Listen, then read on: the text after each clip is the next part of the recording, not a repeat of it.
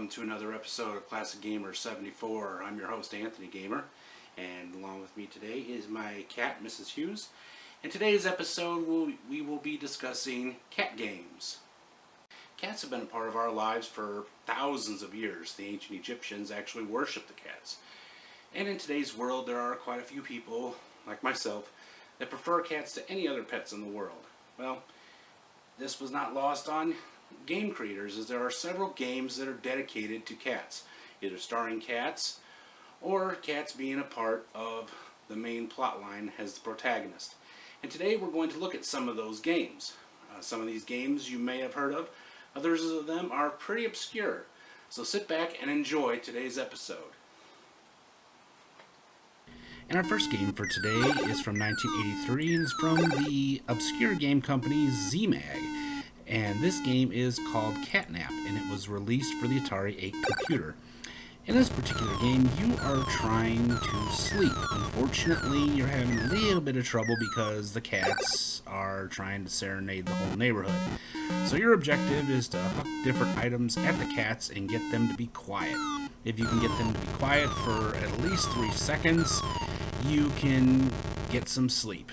Unfortunately, it's not quite that easy, as you have a barking dog, you have trucks driving past, and on top of that, when you got one cat being quiet, the others start in. So it's one of those games where it is just simply luck of the throw, I guess to say. ZMAG, of course, was a game company that was famous for a couple obscure games such as Dishaster and I Want My Mommy, but other than that, most of their games are pretty much on the unknown list, and this, however, could also be considered one of those. Personally, I consider this game to be a lost classic. Next up, we have an obscure game for the Commodore 64 computer from Lobit Software. This game is called Cat and Rat. In this particular game, you are a rat trying to get the cheese and get it back to your hole. The problem is the cheese keeps moving, and so does the cat. And next up, from 1982, we have this rare game called Cat and Mouse. In this particular game, you are a cat trying to chase the mice back into their holes. Unfortunately, if that was all there was to it, the game wouldn't be much of a game. So you have to look out for these bad mice that can sometimes get to the bottom, and they can pull on your tail, take you out, and you also have this mouse running around throwing stuff at you, and worst of all, you have this mean old dog coming after you. So it's a pretty fun game. I never have seen it before, but to be honest with you, there's quite a few games that seem to pop up on MAME that are obscure but yet pretty fun, and this has got to be a perfect example of just that.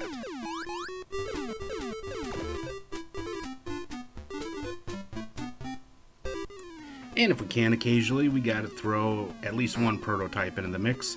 So here we are, from 1983 for the Atari 2600, we have Cat Tracks from UA Limited. In this game, maze game, quite similar to Pac-Man, you take on the role of a cat trying to eat up the catnip. And of course, trying to stop you are these 3 dogs. But don't despair, if you get the potion, you turn into a dog catcher and you throw the dogs into the pound for a short time while you're trying to pick up the rest of the food. Why this game wasn't released is a good question. Again, it probably goes back to the whole problem with the video game crash of 83 and 84. However, don't despair, as you can find this game all over the internet, especially at AtariAge.com. Speaking of AtariAge.com, you can actually purchase this game on cartridge format in the Atari Age store. So head over to the Atari Age store right now and pick up your own copy of Cat Tracks. And today's trivia question: what is the name of the cat that was featured in the Sierra Online game, The Incredible Machine? Think you know the answer? Wait till the end and see if you're correct. Next up, we have another not very well-known game, and this is for the Commodore 64 computer, and it's called Cats and Dogs. Now, this game takes an interesting spin on the board game Connect 4.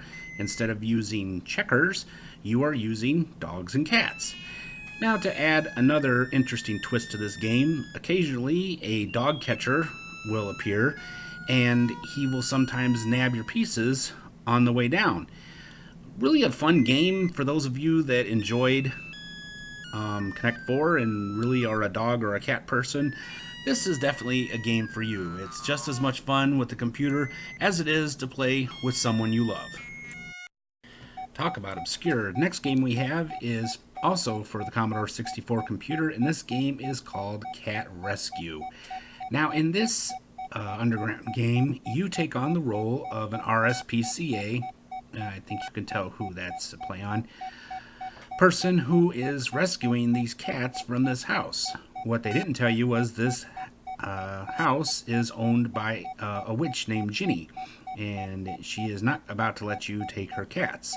So you have to avoid the monsters and ghosts and the various other things, grab the cats, and then take them to the bottom row where they can escape. Of course, the game starts off relatively easy, but like any game, it gets more difficult with each level as you go further on. Quite simple, even by the old computer game standards, but yet a very fun and quite addictive game. Alright, and next up we have our very first prototype for the Nintendo Entertainment System. This is called Kitty's Catch. Now, Kitty's Catch is a canceled NES game created by Game Tech employee David Wybenson in his spare time. Wybenson pitched Kitty's Catch to several publishers, all of which refused to publish the game. Okay.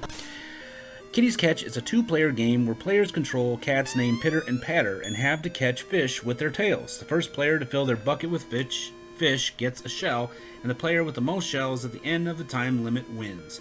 There are also several power-ups obtained by collecting tin cans, such as larger hooks. Pretty fun game. I really enjoyed it. It's too bad this game wasn't picked up by somebody, as I think it's kind of cool, and actually it's better than some of the other games that were released, in my opinion. But yet you can find this prototype just about anywhere you get your prototypes for the NES. Alright, and next up we have Top Cat in Beverly Hills Cats. Many of you are familiar with the Hanna-Barbera cartoon Top Cat. It is one of my personal favorites, and I thought I would just throw in at least one cartoon game here. Now, Top Cat in Beverly Hills is to track down Benny the Ball. You have to prevent him from gaining the contents of a will that is not rightfully his and find the rightful heiress. Now, in this top-down puzzler sort of game, you are trying to pick up objects for extra energy and gather all your gang members together and keep them by your side so that your energy doesn't drop too low. This game unfortunately went kind of ignored. I'm not really sure why. To be honest with you, it's a fun game. I love puzzle games and maze games, but I think part of the reason is because the market was pretty saturated with these type of games, and honestly, it's not really a far cry to say that a lot of cool games for the Commodore 64 didn't get the publicity that they deserved, and this is definitely one of them. So, a really cool game. I have to honestly say, though, is that you have to be really patient because this game takes quite a while to play, and honestly, I can't really say that I think this is for kids. It's a little difficult, so honestly, I think this is for most of us that grew up watching the cartoon Top Cat when we were kids and are now grown up. So, if you get a chance to check it out, I highly recommend it. If you happen to be one of those poor saps that are not able to have a cat as a pet, maybe it's because of the fact that your significant other or won't let you have one, or if you happen to be allergic, well, this game is for you. This is Cats for the Nintendo Game Boy Color from 1999 by Mindscape. You can have a virtual pet and find out all the joys of being a pet owner without having to get a real pet. And the answer to today's trivia question: what is the name of the cat that was featured in the game The Incredible Machine? And the answer is Pokey the Cat. He is found several times throughout the great puzzle game The Incredible Machine. If you haven't tried it yet, I highly recommend it. Well, that brings us to the end of today's episode of Classic Gamer 74. I really hope you all enjoyed it. If you did, please give me a great big thumbs up. I would greatly appreciate it. Now comes the part of the show where I generally tell you what's coming up in the next episode. Well, after a lot of thinking, reflection, talking to friends and family, I've decided that there won't be a next episode. I'm going to have to say that this will be the last episode until further notice for Classic Gamer 74. I want to thank each and every one of you for your subscriptions, for the comments, for the thumbs up.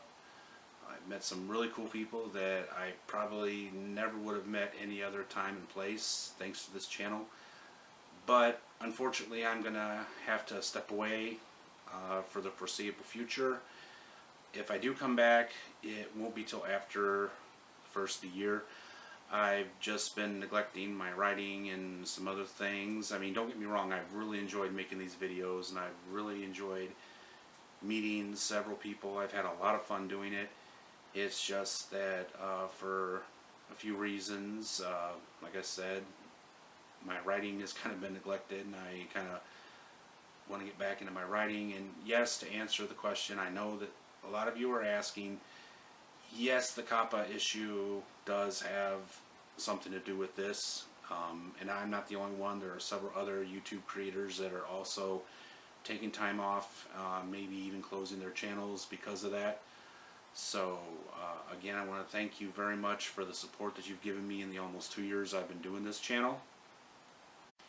If you are new to this channel, thank you very much for stopping by. If you've been with the channel for a while, thank you very much.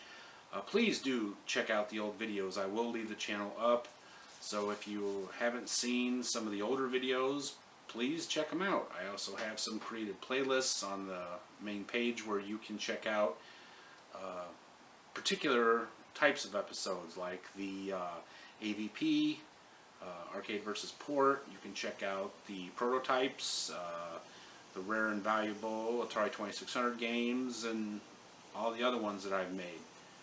But again, I want to thank you all for your support and for everything you've done. It's just been a lot of fun, but I feel that it's time for me to go on to other things. So if I do come back, it will be after the first of the year. But until that time, thank you very much, and I hope to see you guys somewhere down the road.